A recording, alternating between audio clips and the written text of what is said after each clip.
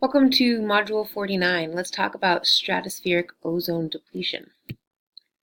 So, in the stratosphere, this is where the beneficial ozone is. So we know the difference between ground level ozone and stratospheric ozone. Both are O3, however, the stratospheric ozone is beneficial because it absorbs the UV rays that can be harmful to us. So let's talk about UVs. And in order to understand UVs, let's go back in time and we talk about the electromagnetic spectrum. Remembering that we have long waves, which are like microwaves, and they get higher energy, meaning the wavelengths get shorter and shorter. And as we move through, we have infrared, and that's our heat. And then we have visible light with Roy G. Biv. And then we have our UVs. We have UVAs, UVBs, and UVCs all the way. And then we get to the very high energies up here, like X-rays, etc., etc. So today we're going to be talking about the UVs. And so there are three types of UVs. We have UVAs, Bs, and Cs. And it's the UVAs that are lower energy. They are 315 to 400 nanometers. That's the wavelength, so from crest to crest. And we have a slightly higher energy or shorter wave, which is our UVB, with a length of 280 to 315 nanometers. And so it's our UVBs that do most of the damage that we talk about. So it's going to increase the risk of skin cancer. It's going to reduce your immune system, and there are negative effects with UVA, but you tend to see them more with UVB. Also, they cause cataracts. It decreases the plant's ability to undergo photosynthesis, which is going to limit the amount of CO2 that it can take up and the amount of sugar that it can produce. And so that's not great for plants or for the atmosphere. UVC generally does not pass in through the troposphere. It is usually going to be deflected. So let's hear how does it form in our stratosphere. So here, when we have O2, which is naturally occurring in our atmosphere, when we have UVC coming from the sun, as solar radiation, it's going to hit that O2, that naturally occurring O2. It's going to break it up into to single oxygen molecules. And so that single oxygen molecule is going to very happily bond with an O2 and make an O3.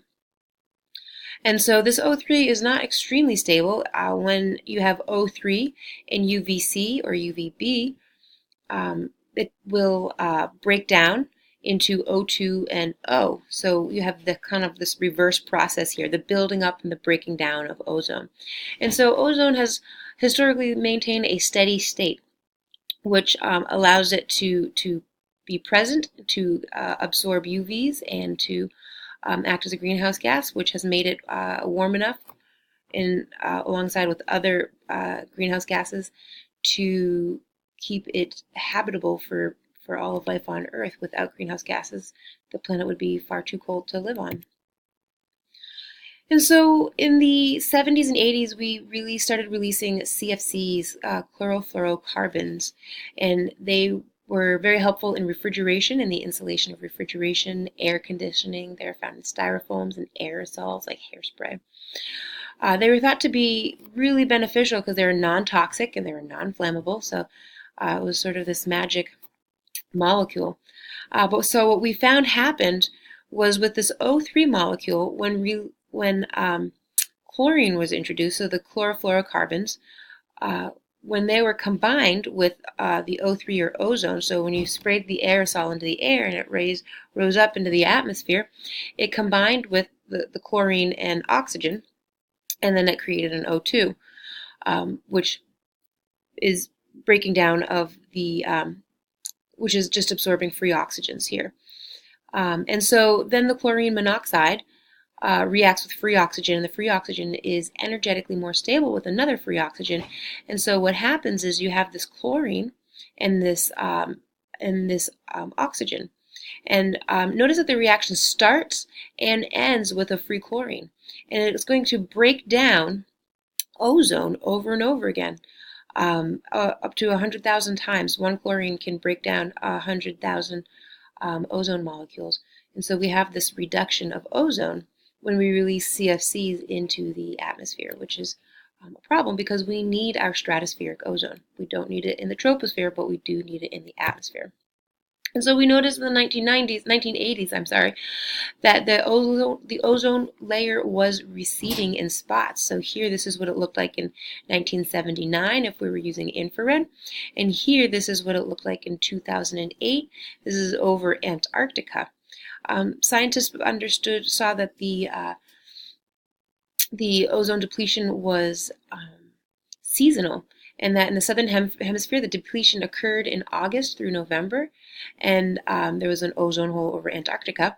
And in the northern hemisphere, depletion occurred in January through April over the Arctic. And so they said, well, this is interesting. Why is this happening over the coldest parts of the Earth, and why is this happening during these times of the year? And so what they found is that in polar winters or extreme cold conditions, it causes a buildup of ice crystals mixed with nitrogen monoxide.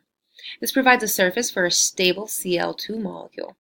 The Cl2 molecules build up in the atmosphere, and when the sun appears again, it breaks the Cl2 down, but then you have a free Cl molecule, which goes and it will start to break down that ozone like we just discussed. And so this is going to happen in those cold times, but when the temperatures warm up, the Cl gets diluted with the warmer weather, and the destruction is reversed. But we saw over time that the ozone depleted. Well, while there was rebuilding and destruction, it decreased every year or every decade. It decreased about 14%. And so the Montreal Protocol was the most far-reaching international protocol that we have ever had. So 24 nations signed initially, and eventually 180 nations agreed to participate. And the commitment was to reduce the production of 90 different ozone-depleting compounds by 50% by the year 2000. And it was fantastic because countries prioritized the interest of the biosphere over economic interest. It was beneficial that there were other chemicals that could easily take the place of CFCs. It's not always, answers are not always as easy to find as this one, but this is why the problem was able to be reduced so quickly. And so now the concentration of chlorine in the atmosphere has stabilized out to be about 5 parts per billion, and it should hopefully fall to 1 part per billion by 2100. And that is it. And so I will see you in Module 50.